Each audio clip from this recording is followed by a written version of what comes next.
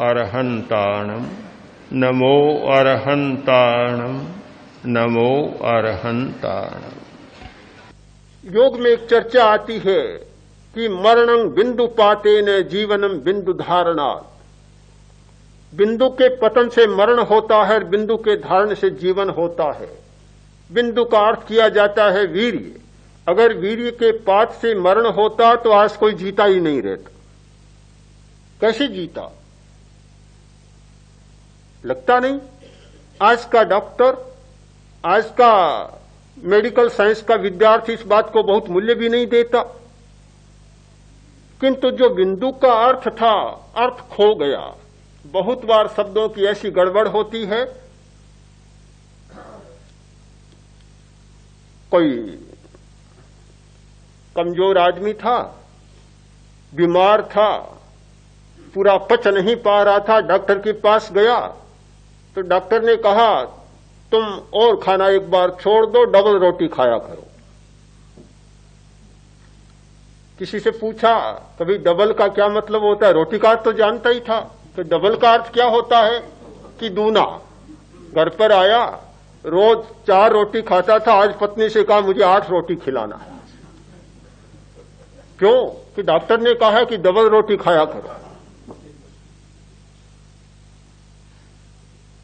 ऐसी शब्द के अर्थ में गड़बड़ होती है कि मूल बात को पकड़ नहीं पाते, और जितना शब्दों ने उलझा रखा है, अर्थ हमारे से दूर चलता जा रहा है, दूर होता जा रहा है, और हम बहुत उलझते जा रहे हैं। तो यह शब्द की चेतना, क्रोध की चेतना, सारी वृत्तियों की चेतना हमारे सामने है। हम शुद्ध चेतना की अभी बात नहीं कर सकते, निर्मल चेतना के दर्शन की, साक्षात्कार की बात अभी नहीं कर सकते।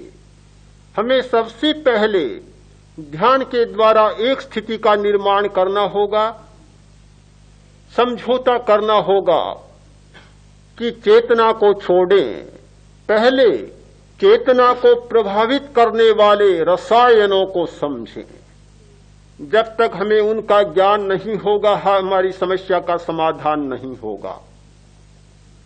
2 दिन पूर्व एक प्रश्न था भाई का,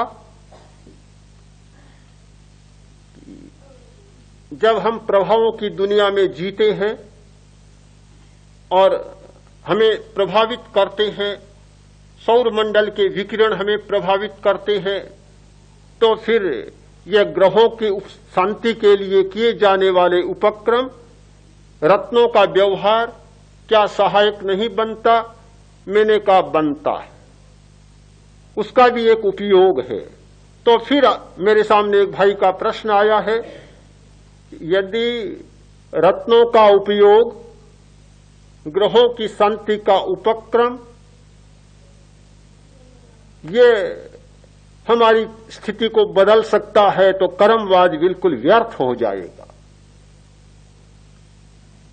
प्रश्न तो ठीक लगता है, पर गहरे में उतरे तो मुझे लगता है कि कर्मवाद को भी ठीक से नहीं समझा जा रहा है। कर्म को इतना अतिरिक्त मूल्य दे दिया कि हर बात कर्म पर थोपना चाहते।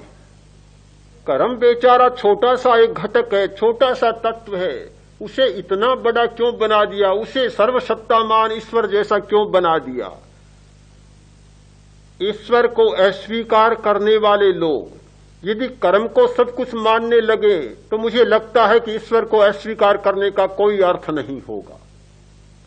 ईश्वर भी सब कुछ नहीं कर सकता तो फिर कर्म सब कुछ कैसे कर पाएगा? हमारी 2 स्थितियां होती है, एक उपादान और एक निमित्त। उपादान अपना काम करता है और निमित्त अपना काम करता है। पता होना चाहिए कि कर्म का विपाक भी निमित्तों के सहारे होता है। यदि अनुकूल परिस्थिति नहीं मिलती, अनुकूल द्रव्य क्षेत्र काल और भाव नहीं मिलता, अनुकूल वातावरण नहीं मिलता, तो कर्म का विपाक भी निकम्मा चला जाता है। ये न माने कि कर्म का विपाक होगा ही, कर्म का विपाक होना भी परिस्थिति सापेक्ष है। कर्म बिना पके भी चला जा सकता है, कर्म को ऐसे ही भोगा जा सकता है, चाहे अच्छा कर्म हो चाहे बुरा कर्म हो। बहुत अच्छा कर्म किया हुआ है पर आदमी हाथ पर हाथ धरकर बैठ जाता है, ये सोचता है भाग में लिखा वह हो जाएगा, तो वह भाग में लिखा कभी नहीं होगा, निकम्मा चला जाएगा। अच्छा कर्म भी निकम्मा चला जा सकता है और बुरा कर्म भी निकम्मा चला जा सकता है। अगर कर्म सब कुछ होता तो पुरुषार्थ को इतना मूल्य देने की आवश्यकता नहीं होती। शाद्वाद की दृष्टि से सोचने वाले आचार्यों ने एक मार्ग सुझाया था और बहुत महत्वपूर्ण मार्ग मानता हूं उसे। उन्होंने कहा, काल, स्वभाव, नियति, पुरुषार्थ, कर्म, भाग्य, ये सारे अर्थवान हैं, कोई निकम्मा नहीं, किंतु इनमें ईश्वर कोई भी नहीं है, सर्वसत्तामान कोई भी नहीं है, सबकी अपनी अपनी सीमा है। काल अपना काम करता है, स्वभाव अपना काम करता है, भाग्य अपना काम करता है और पुरुषार्थ अपना काम करता है। सबका समन्वय होगा तो घटना ठीक से घटित होगी, और किसी एक को पकड़ लिया तो तुम भी उलझोगे और उसको भी बदनाम करोगे। फिर कहोगे इतना पुरुषार्थ किया कुछ भी नहीं हुआ, मैंने इतना अच्छा कर्म किया और कुछ भी नहीं हुआ। कैसे होगा? तुमने एक को पकड़ लिया। एक को पकड़ने वाला समग्र को कभी उपलब्ध नहीं हो सकता। समग्रता वहीं फलित होती है जहां सबको साथ में संयोजित किया जाता है। हम इस बात में न उलझे कि दुनिया में हर वस्तु का अपना प्रभाव होता है। जिन लोगों ने रंगों के मूल्यों को समझा है, रंगों के कर्तृत्व को समझा है, वे इस बात को अस्वीकार नहीं करेंगे कि ग्रहों से आने वाले विकिरण, रत्नों के विकिरण या कपड़ों के रंगों के विकिरण या भोजन के रंगों के विकिरण, ये सारे के सारे एक साथ जुड़े हुए हैं। रंग क्या है? एक प्रकाश ही तो है। प्रकाश का 49वां प्रकंपन का नाम ही है रंग। सूर्य की किरणों से आने वाले जो प्रकंपन हैं, उनमें से एक रंग होता है। रंग और प्रकाश कोई दो चीज नहीं है, प्रकाश की ही एक पर्याय है रंग, जो प्रकाश का प्रभाव होता है। यदि उचित रंग मिले तो उस प्रभाव को बदला भी जा सकता है। इसलिए कर्म को भी हम मूल्य दें, किंतु कर्म के बदलने की बात को भी हम भूले नहीं। हम इस बात को मानकर चलें, रसायनों को बदलना, विद्युत के प्रवाहों को बदलना हमारी साधना का एक मुख्य लक्ष्य है। जैसे जैसे हम शिथिलीकरण की अवस्था में जाते हैं, जैसे जैसे हम जागरूकता की अवस्था में जाते हैं, हमारे रसायन बदलने शुरू हो जाते हैं। रसायनों को बदलने का एक सबसे पहला महत्वपूर्ण उपक्रम है शिथिलीकरण, कायोत्सर्ग। कायोत्सर्ग के दो अर्थ होते हैं, शिथिल होना, शरीर को छोड़ देना, शरीर की प्रवृत्तियों को छोड़ देना। दूसरा अर्थ होता है अपने प्रति जागरूक होना। ये दोनों तनाव को कम करने वाले। शिथिल व्यक्ति तनाव से भरा नहीं होगा। तनाव के कारण हमारे भीतर भी है और बाहर भी है। हमारे सारे कषाय, क्रोध, मान, माया, लोभ, राग, द्वेष, प्रियता का संवेदन, घृणा, भय, ईर्ष्या, द्वेष, ये सारे आंतरिक कारण हैं जो तनाव पैदा करते हैं। बाहर में तनाव के निमित्त हैं, एक कटु वचन कहा और भीतर में क्रोध था, क्रोध जाग गया, तनाव से आदमी भर गया। पैदा करने वाले कारण और निमित्त बनने वाले कारण हमारे चारों तरफ हैं। हर क्षण में आदमी तनाव से भर सकता है। शायद बहुत लोग ऐसे भी होते हैं जो एक दिन में 50 बार तनाव से भर जाते, तनाव निकल नहीं पाता, अकड़न और फिर और अकड़न हो जाती है। आज खोजा गया, कुछ मनोवैज्ञानिकों ने यह खोज की है कि अहंकार जितना प्रबल होता जाता है, शरीर में ऐंठन बढ़ती जाती है, अकड़न बढ़ती जाती है, तनाव बढ़ता जाता है और होते होते शायद पथरी की स्थिति भी बन जाती है। शरीर मन से प्रभावित होता है, मन शरीर से प्रभावित होता है और दोनों का संबंध बराबर चलता रहता है। तो हमारे पास तनाव के कारण मौजूद हैं, हमारे पास तनाव के निमित्त भी मौजूद हैं।